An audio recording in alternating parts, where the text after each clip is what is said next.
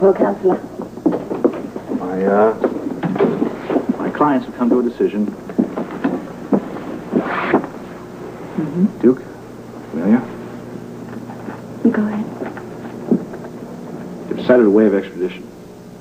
We're ready to go back to Canada. That's your decision. Camelia, I truly hope that you make a decent life for yourself after all of this.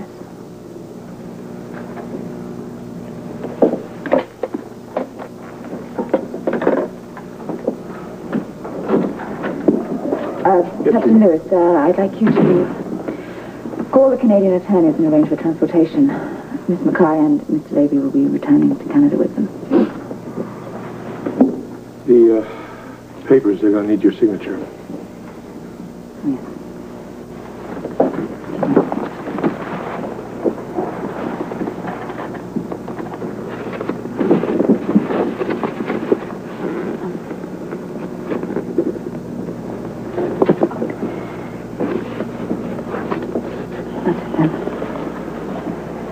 May I have a word with you alone, please? No, you may not.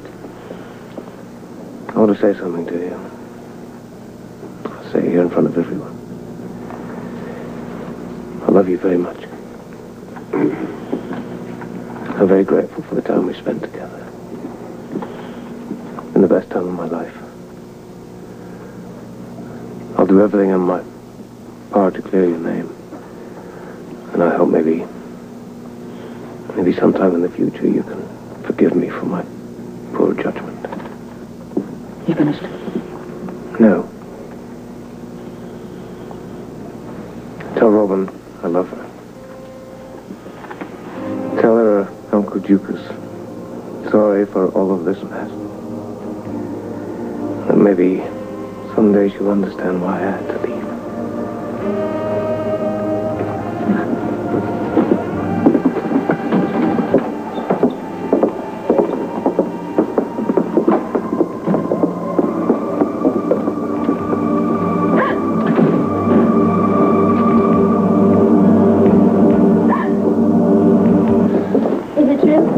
Letting them take you to Canada? It's best for everyone this way. That's not what Jake said. Did you bring them down here to try and talk us out of this? I only told them of your decision. For my part, I ask you again, please reconsider. Let me fight the extradition. We have to go back and face the charges. It's the only way to end it. We're both in agreement. Does Dr. Hardy know about your decision? He'll understand. Camelia, can I talk to you for a minute, please? Excuse me. Do you think he'll be able to persuade her to stay? She's as stubborn as this one. Oh, Jake, it is the only way. What about the club? Well, I was relying on you to keep in the black. You intended to leave all along, didn't you? That's why we went over the books. Duke, if you need anything when you get to Canada, I hope you'll call and let us know. I will. You can probably send me some of my things. I'll probably need something. You just let us know and we'll send whatever you need. I guess Ruby will do the same thing for Camelia. Thank you for understanding my decision. I just hope you realize what you're getting into. I'm not afraid. I'm relieved that we're going to go and face the charges. Get the truth of that terrible night out into the open and deal with it. Then I'll be free. Even if I have to spend the rest of my life in jail. Oh, Camelia, that won't happen. I'm not afraid of prison. I'm not. One thing that I learned in the convent all those years is how to find peace and strength inside myself. And you have a great deal of that. But still, you won't mind if I have Duke look after you, will you? No, I won't mind. Duke, would you look after Camelia? Of course. I promised my father I would. It's time.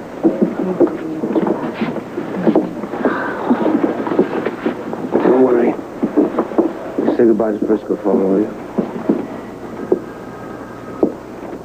How about a hug, huh?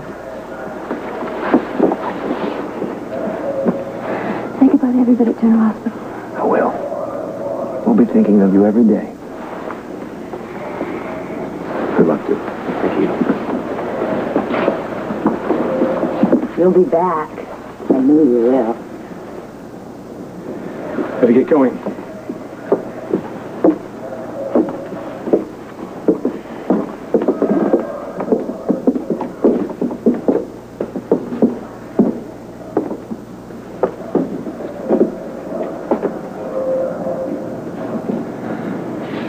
Goodbye, Anna.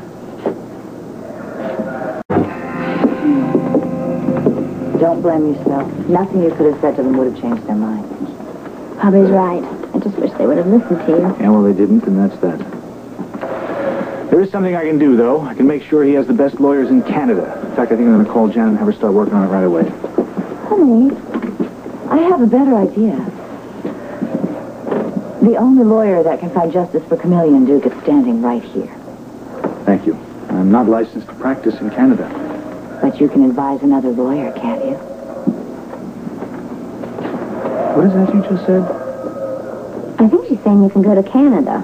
Thank you very much, Felicia. You might not be able to argue the case in court, but you can certainly help guide the defense. Baby, you're the greatest. Besides, if you stay here, you're going to drive yourself crazy worrying about you and drive me crazy, too. Certainly don't want to do that. I hope I can help him. I know you can. Give me a hug, please.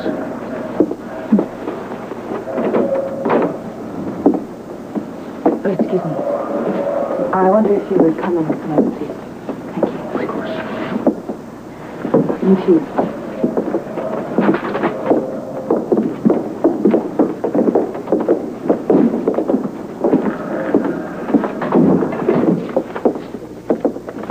I just handed Jake my summons to appear before the Civilian Review Board. Again? Again and again. I'm afraid it appears they won't let up. Anna, I'm sorry. I also have a most recent public opinion poll. After my direct appeal to the people of Port Charles, it seems that 9 out of every 10 were like me tarred and feathered. I cannot believe that. Well, slight exaggeration. They think I'm covering something up. Oh, that's ridiculous. Actually, no. It's not. You're serious? Very. I did cover something up. In the madness of these past few days, I failed to see it, or I just blocked my mind to it. What? No, I don't believe that you would deliberately ever hide anything. Deliberately? No. Perhaps not, but... Fact is, Mark Carlin was right. I did cut my investigation of Angus's death. I cut it short. I did it because Duke told me that if I continued with it, it would tear us apart, and I loved him, and I wanted to marry him so desperately that I just failed to fulfill my responsibilities. You're being too hard on yourself, Anna. I'm sure the people of Port Charles can understand. I don't know what they understand, but they've just made their feelings very clear, and that is that I've lost their confidence, and without that, I cannot continue to perform my job effectively. So under this cloud of suspicion, I'm only left one option, and that is to write a letter of resignation.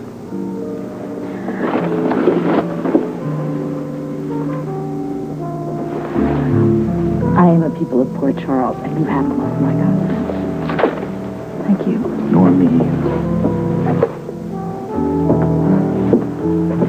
Thank you. Oh, I don't want to upset you. I'm just thinking about you and your pain. Don't. Please. I want you to concentrate on you and Frisco. I know you're worried about him, but he's